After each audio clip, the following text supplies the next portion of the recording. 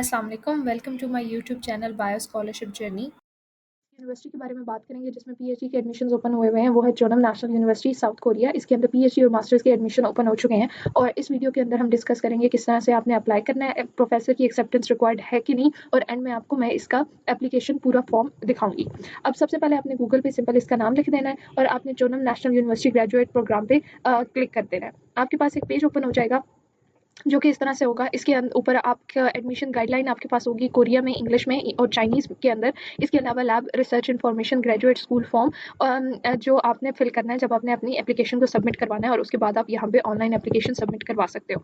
Online application जो है वो स्टार्ट हो रही है अक्टूबर 1 से और इसकी लास्ट डेट है अक्टूबर 24। इसके अलावा आप जो डॉक्यूमेंट की सबमिशन डेडलाइन है वो बाय इन पर्सन और बाय पोस्ट आपकी नवंबर तक जाएगी, और आपकी एडमिशन हुआ है या नहीं हुआ वो आपको पता चल जाएगा दिसंबर 24 को। अब इसके लिए जो मोस्ट इम्पॉर्टेंट चीज़ है वो ये है कि आपने प्रोफेसर की एक्सेप्टेंस किस तरह से लेनी है और ग्रेजुएट प्रोग्राम्स जो हैं वो किस तरह से हैं।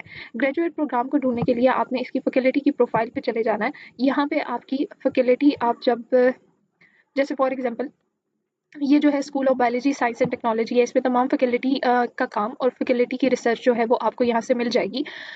इन लोगों को आपने ईमेल करनी है और जैसे ही आप लोग ईमेल करोगे, अगर तो आप को ये पॉजिटिव रिस्पांस देते हैं तो उसके बाद आपसे ज़ूम पे मीटिंग करेंगे एक्सेट्रा, ये तमाम चीज़ें होंगी। और उसके बाद आप अगर ये आपको एक्सेप्टेंस लेटर दे देते हैं तो आप अपना फॉर्म फिल करोगे। फॉर्म फिल करने में आपने जो यहाँ से डाउनलोड किया होगा ये वाला फॉर्म, ये ग्रेजुएट फॉर्म, वो कुछ इस तरह का होगा। ये वाला ग्रेजुएट फॉर्म होगा और इस फॉर्म के अंदर आपने सबसे पहले लिखना है कि आप किस प्रोग्राम पे अप्लाई कर रहे हो, मास्टर के लिए या पीएचडी के लिए, और किस डिपार्टमेंट पे अप्लाई कर रहे हो। जब आपके पास ये चीज़ें आ जाएंगी तो उसके बाद आपने स्पेसिफिक एकेडमिक अपना बैकग्राउंड बताना है कि कौन कौन सी चीज़ें, मतलब किस तरह से आपने अपनी डिग्री की है और ये तमाम चीज़ें। इसके बाद आपने यहाँ पे अपना पर्सनल स्टेटमेंट वाली सारी डिटेल जो है वो इसके, और फैमिली इन्फॉर्मेशन भी आपने इसमें देनी है। फाइनेंशियल सपोर्ट जो आपको एडवाइजर प्रोफेसर यानी उस यूनिवर्सिटी का प्रोफेसर देगा वो आप लिखोगे।